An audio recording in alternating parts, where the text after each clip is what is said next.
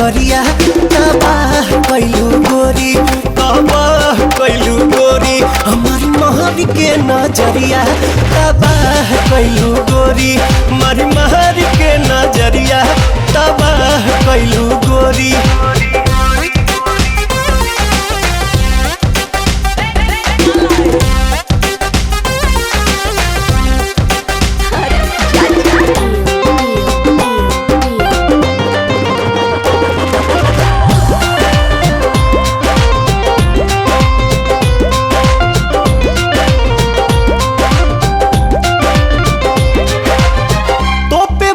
चीज के चलबू घर हो देखियो ऐसन पीस बदली केहू के विचार हो।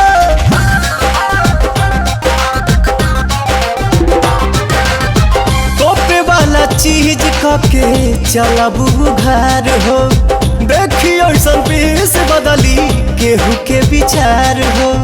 नसे नसे भरल बह जवानी में जहरिया तबाह कैलू गोरी हमारी महर के नजरिया तबाह कैलू गोरी हमारी महर के नजरिया तबाह कैलू गोरी।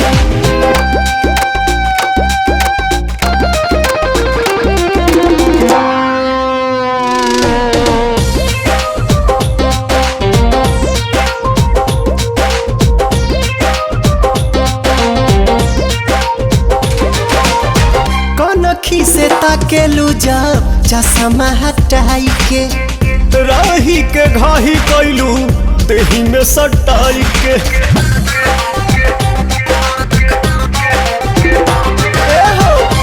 अखी से ताकेलू जब चश्मा हटाई के राही के घाही कैलू देही में सटाई के।